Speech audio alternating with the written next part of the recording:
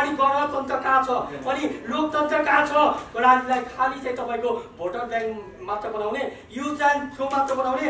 हिजो हामी गए त सिंहदरबारभित्र पस्न त पाउँथ्यौँ, तर आज त्यो रोक लगाइएको छ। म अर्जुन मल्ल 22 वर्षको, तपाईँ 30 क्रस भएको, तपाईँको जस्तो मेरो अङ्कल पनि हुनुहुन्छ। आज कर्णालीलाई किन हेपेको?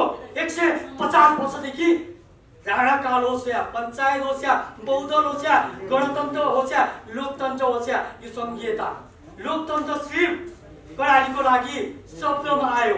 आज पनि अझ पनि म प्रधानमन्त्री सुशीला कार्की, प्रधानमन्त्री पूर्व प्रधानमन्त्रीहरूलाई पनि म आग्रह गर्न चाहन्छु, तपाईँलाई यदि प्रधानमन्त्री बन्नु नै छ भने एकचोटि कर्णालीका ती गाउँहरूमा 2 महिना बिताइदिनुहोस्। तपाईँले दुःख भनेको के हो अनि बुझ्नु। तर मेरो कर्णालीको गरिबी बेचेर लाखौँ डलर कमाए, मेरो कर्णालीको पीडा देखाएर लाखौँले भ्रष्टाचार गरे। आज म विशेष कर्णालीका बुदाहरूमा बोल्नेछु।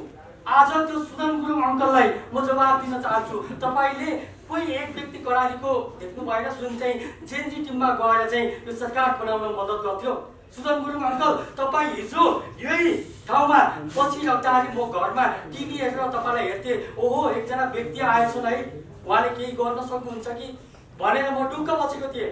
तर उहाँले आज सरकार हिजो केपी ओली काङ्ग्रेसको भन्दा लथालिङ्ग पार्टिनु भयो। हिजो हामी गए त सिंहदरबारभित्र पस्न त पाउँथ्यौँ, तर आज त्यो रोक लगाइएको छ। किन सुदन अङ्कल?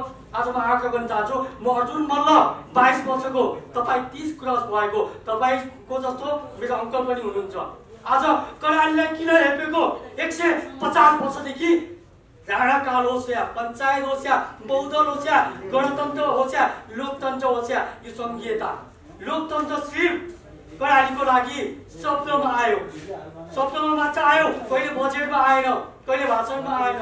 आज पनि अझ पनि म प्रधानमन्त्री सुशीला कार्की, प्रधानमन्त्री पूर्व प्रधानमन्त्रीहरूलाई पनि म आग्रह गर्न चाहन्छु, तपाईँलाई यदि प्रधानमन्त्री बन्नु नै छ भने एकचोटि कर्णालीका ती गाउँहरूमा 2 महिना बिताइदिनुहोस्। तपाईँले दुःख भनेको के हो अनि बुझ्नुहुन्छ। बल्ल देश विकास गर्ने तपाईँमा चाहिँ एउटा आँट आउँछ अनि यहाँ चाहिँ चिल्ला गाडीमा हिँडेर 50-60 जना सेक्रेटरी बोकेर तपाईँहरू कर्णालीका दूर दराजका दुःख बुझ्न सक्नुहुन्न। आज म धेरै पत्रकार साथीहरूलाई भन्न चाहन्छु, तपाईँहरू एकचोटि कर्णालीमा जानुहोस्। कर्णालीका ती दुःखहरूलाई जो आशिका तामाङ दिदीले चाहिँ हिजो देखाउनु भएको थियो, कर्णालीका आज जनताहरूले एक सरल लुगा पनि फेर्न पाएका छैनन्। अनि गणतन्त्र कहाँ छ, अनि लोकतन्त्र कहाँ छ? कर्णालीलाई खाली चाहिँ तपाईँको भोटर ब्याङ्क मात्र बनाउने, युज एन्ड थ्रो मात्र बनाउने।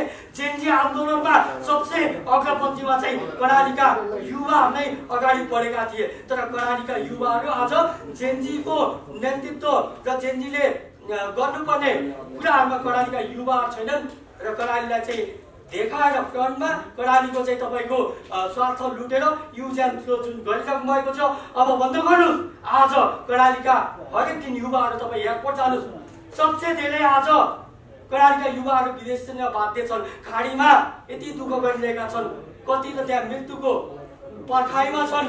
तपाईँहरूलाई के थाहा? आज कर्णालीका गाउँ गाउँमा जानुहोस्। एनजिओ चलाउनेहरूलाई त मजा छ। आज सुदन गुरुङलाई पनि थाहा होला, एनजिओ चलाउनेले त कपडा बाँड्यो, फोटो देखायो, मजाले डर जान्छ। तर सरकार चलाउन त्यस्तो सजिलो छैन। एउटा राज्य चलाउन तपाईँले एनजिओ चलाएको जस्तो त्यति सजिलो छैन। तपाईँ मलाई 2 करोड रुपियाँ दिनुहोस्, म कर्णालीमा गएर गरिबी के हो तपाईँलाई एनजिओको बारेमा राम्रोसँग सिकाउने मसँग ल्याकत छ। राजनीतिको कुरा गर्नुहुन्छ, तपाईँ भेडा हो भने म महाभेडा हो। तर किनकि तपाईँ सहरमा हुर्किनु भयो, म गाउँमा हुर्केँ, तर तपाईँभन्दा राजनीतिक एनजिओ चलाउन डबल ट्रिपल क्यापासिटी भएको व्यक्ति हो। बुझ्नुभयो नि?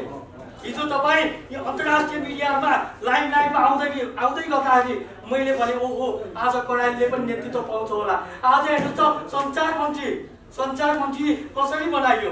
के सञ्चारमा के पत्रकारिता गर्यो भन्दैमा सञ्चारको बारेमा सबै थाहा हुन्छ?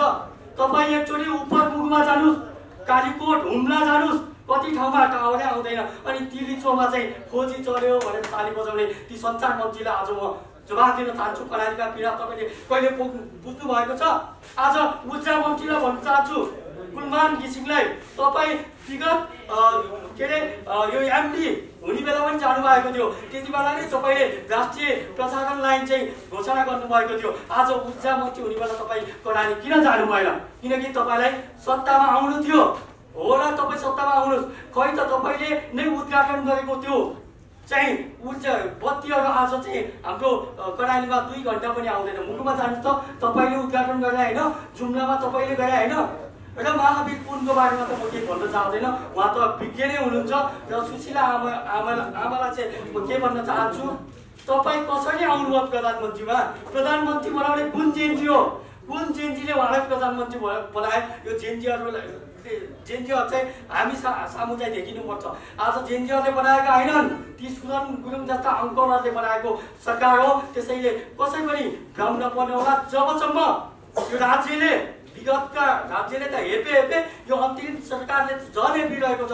त्यसर्थ यदि कर्णालीका तर्फबाट जेएनजीहरूलाई अग्रपन्थीको ठाउँ दिँदैन, कर्णालीको समग्र विकासलाई बजेट छुटाइँदैन र कर्णालीलाई क्याबिनेट मिनिस्टर दिँदैन, तबसम्म हामी प्रोटेस्टमा आउनेछौँ। तपाईँको सरकारलाई मान्ने छैनौँ। अन्तरिम सरकार भनेको यो चाहिँ केपी ओली सरकार, शेरबहादुर देउवाको सरकार र प्रचण्डको सरकार भन्दा निकै ठुलो भयो। किनकि जेएनजी सरकार भनेको चाहिँ युवाहरूको सरकार थियो। आज सिंहदरबारमा किन रोक लगाइयो?